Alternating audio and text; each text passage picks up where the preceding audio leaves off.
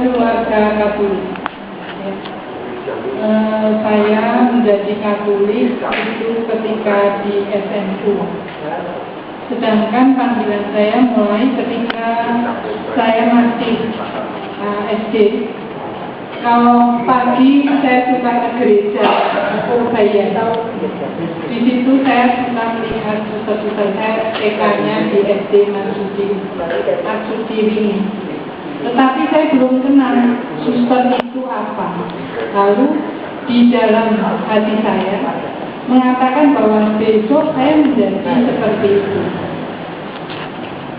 Ketika di dalam keluarga, setiap minggu karena keluarga itu Kristen Pentekostal, Betel di Kepunton, ya.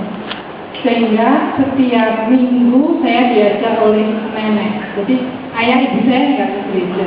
Yang mengajar saya adalah nenek dan adik ibu saya. Saya orang yang rajin ke gereja, ikut kegiatan sekolah minggu. Kalau saya ingat, saya selalu kalau Natal itu mendapat 2 hadiah. Satu hadiah seperti yang lain, dan satu karena kerajinan saya di dalam sekolah minggu. Hanya yang menjadi bagi saya bahwa itu suatu panggilan. Sebenarnya oleh Bapak Pendeta saya setiap kali mau dibaptis, tetapi saya mengatakan tidak mau. Saya sendiri juga nggak tahu mengapa tidak mau. Ketika saya SMP, akhir tahun saya diajak ke Sendangsong. Di situ Bunda Maria mengingatkan saya akan panggilan untuk mengikuti Yesus. Lalu seperti anak yang lain berteman, ya, lalu punya teman. Tetapi ketika SMU, di situ panggilan saya tumbuh dan saya mencari, karena itu saya mencari untuk bisa menjadi seorang biarawati harus menjadi seorang Katolik.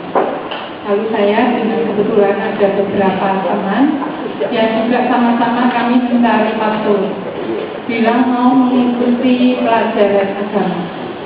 Kemudian saya ikut, lalu saya baptis.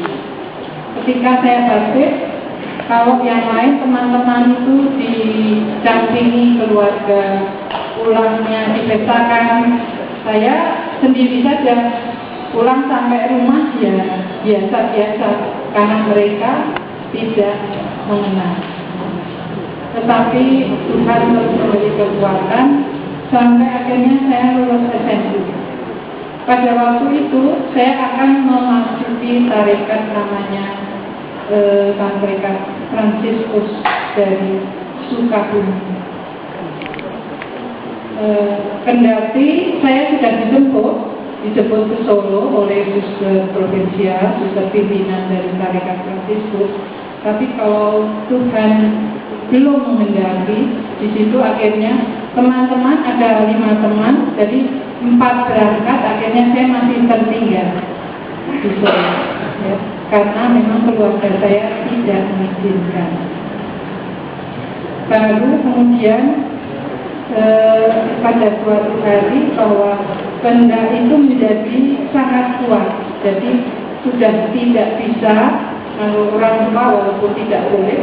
Akhirnya pada suatu hari setelah malam hari saya dimarahi oleh ayah saya paginya pergi ke gereja. Saya rajin gereja ya. Terus saya tidak pulang ke susteran.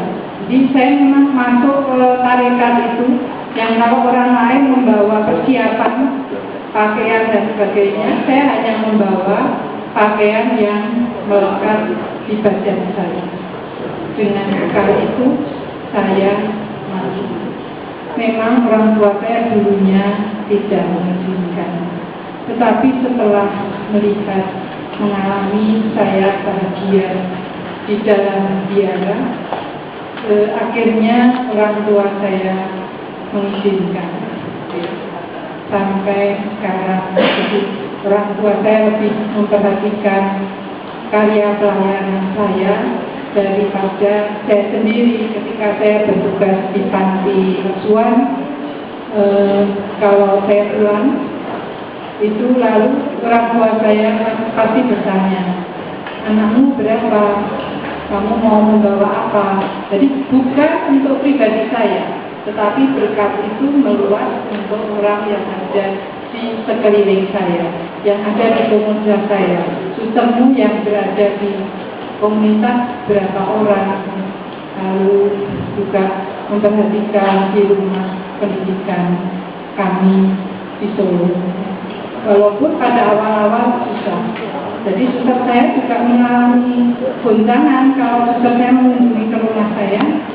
Ibu saya itu kalau saya tahu dari jauh, oh susternya ngepek, tutup pintu. Ibu saya itu sudah menunjukkan perlawanan. Ya. Dan bagi ibu saya, katanya saya dulu dipelet pakai bunga-bunga. Karena suka main kesusahan, dulu ketika belum main kesusahan, patuh taat, selalu mendengarkan dakwah. Setelah kenal dengan kesusahan, bantah. Memang saya hanya membantah dalam arti untuk masuk menjadi biarawan saja. Terima kasih.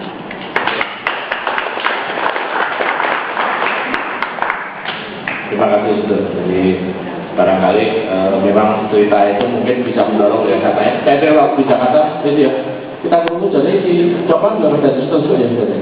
Kata ya, nah suster ya. Oh suster. Oke silakan yang lain. Big, dulu mau menang baik ngomong dong boleh. Cukup big.